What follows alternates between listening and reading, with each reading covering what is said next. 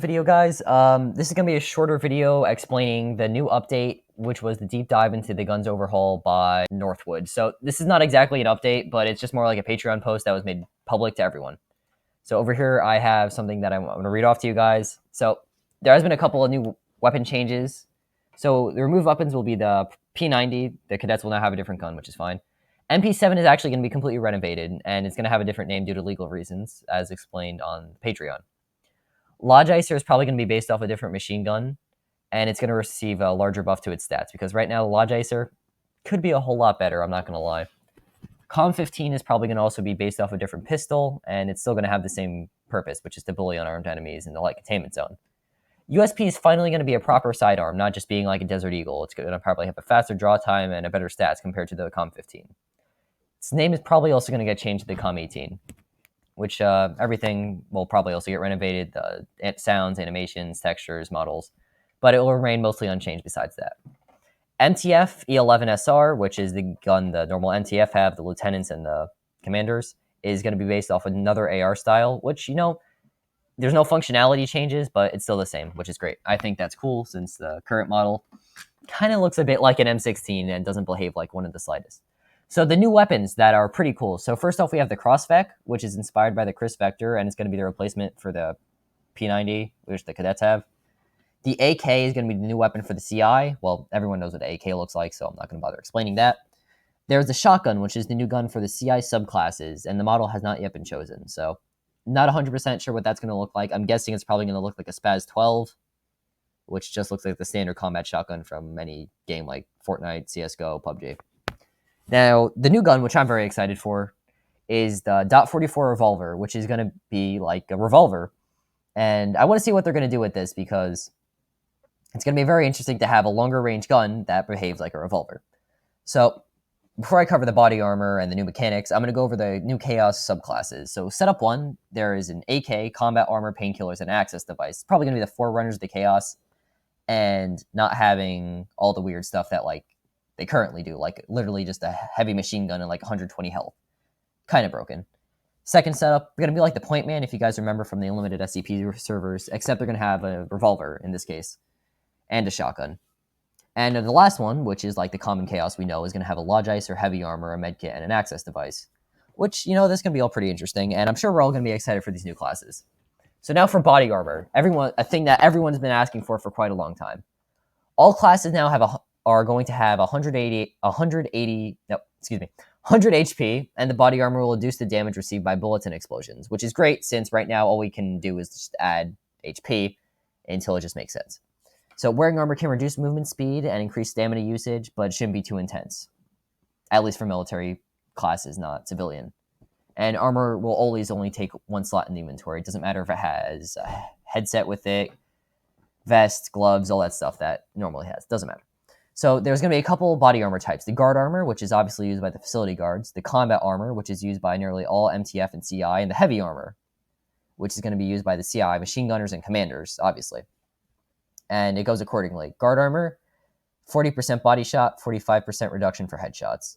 Combat armor, 65% body, 80% headshots. Heavy armor is just 80% straight through, which is going to be great. So new mechanics. This is something that is going to be very cool to talk about. So first off, there's going to be inaccuracy is going to play a bigger role in the game. Right now, only type of inaccuracy that really matters is how well you won't be able to shoot.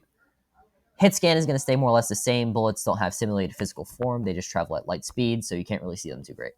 Reloading. The process is going to be more complex, and it will respect the fact of having a bullet in the chamber, which makes more sense. I'm so glad about this. This one I'm going to read. The weapon manager tablets are just going to be removed from the workstations. They've been a huge bug in any modded servers like the Unlimited ones, and it's going to be a lot cooler.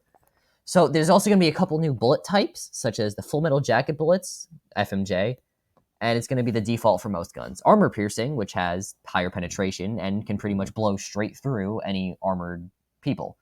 And the last one, which are really cool and actually are used in real life a lot of time, really just for killing civilians, which isn't that great, are going to be the jacketed hollow point rounds, which are going to do huge damage to any unarmored, I guess, civilian units or military units, where they're just going to pretty much take out all of their health in one shot. So there's going to be also a couple other changes, such as new attachments, and a couple of them that I'm going to read off that are pretty cool. So finally, the Logicer is going to be able to get attachments. You can finally put that scope that you've always wanted on your gun, and it's going to be very, very cool. And I'm very excited for that.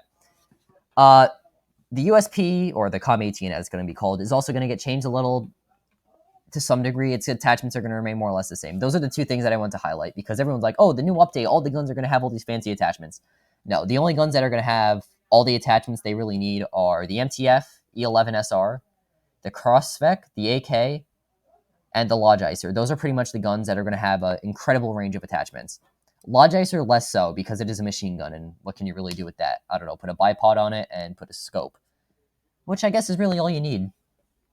So there are going to be a couple options. There is going to be a new rail-mounted option, barrel option, and sight options. So that is a pretty cool thing. There's no longer going to be like that extra attachment that you could have, like the ammo counter or a silencer or a flashlight. It's just going to be rail-mounted, which would be flashlights, excuse me, which would be flashlights, the gyroscopic stabilizer, stuff like that, right?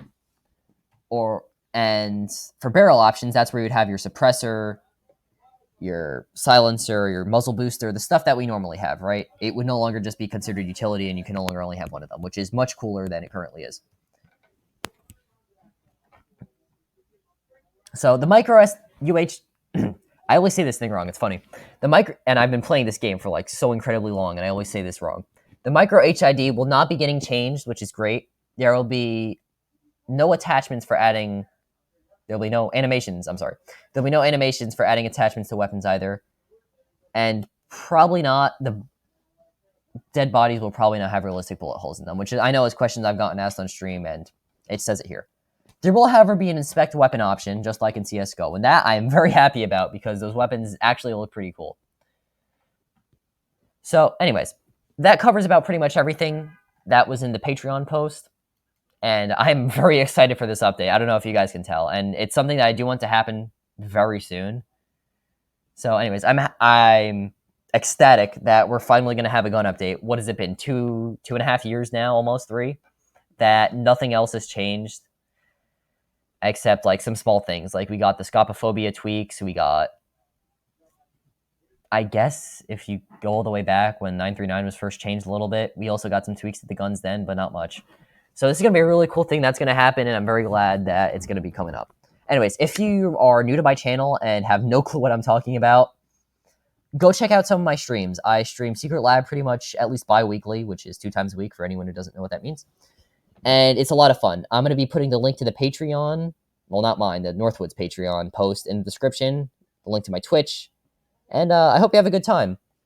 Subscribe if you liked what I said. Not really my content, since yeah, I don't know, the Secret Lab playing in the background. Don't know if it's going to be all that great yet. Anyways, I will talk to you all later, and hope to see you on the stream.